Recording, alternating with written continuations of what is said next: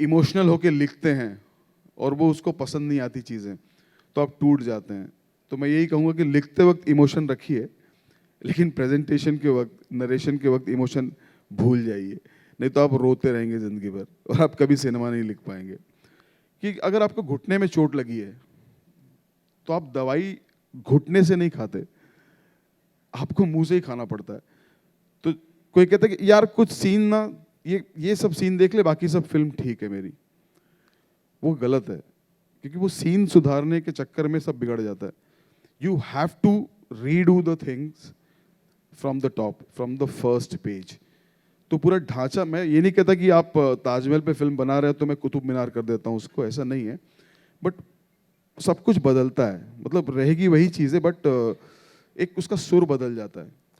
सो मेरा वो प्रोसेस होता है कि जब मैं घुसता हूँ तो मैं पूरा, और it's up to a director वो क्या चाहता है कि उसको किस तरीके से उसकी स्टोरी टेलिंग है, और उस कहानी में थ्रू डायलॉग्स। और जैसे कभी कभी होता है संवाद लिखते लिखते लगता है कि स्क्रीन प्ले में थोड़ा गड़बड़ है, तो मैं बोल देता हूँ बेझिझक, क्योंकि फिल्म एक बार बनती है और आपको रेटिंग पॉइंट्स एक बार मिलते हैं, आप सुधार नहीं सकते। नाटकों में होता है कि आपको चलो एक शो खराब गया तो दूसरे में आप उसको फिर से कॉन्फिडेंटली फिर से सुधार सकते हैं, बट फिल्मों में नहीं होता है। तो मेरा वही होता है कि, और कि कैसे डायरेक्टर को कन्विंस करूं कि ये मेरी मेरी बात है जो मैं रखना चाहता हूं, आप क्या सोचते हैं आप देख लो, यू नो। सो कोलैबोरेटिव काम होता है वहां पर, तो वो बेटर रहता है। मान लो एक घर है, घर में दीवार है चारों ओर, एक गेट होता है जो मेन डोर होता है सीन का, मैं सीन में घुसने की बात कर रहा हूँ। एक मेन डोर होता है, एक बैक गेट होता है, और दीवार के बाहर एक पेड़ होता है। आपके पास 3-4 तरीके हैं आप कैसे उस घर में घुस सकते हैं, उस सीन में कैसे घुस सकते हैं। एक स्ट्रेट एंट्री लेना हो तो आप दरवाज़ा खोलिए मेन गेट का, आप घुस जाइए सीन में, जो मैं नहीं करता मोस्टली। आप या तो दीवार फांद के भी घर में घुस सकते हैं, वो इंटरेस्टिंग है।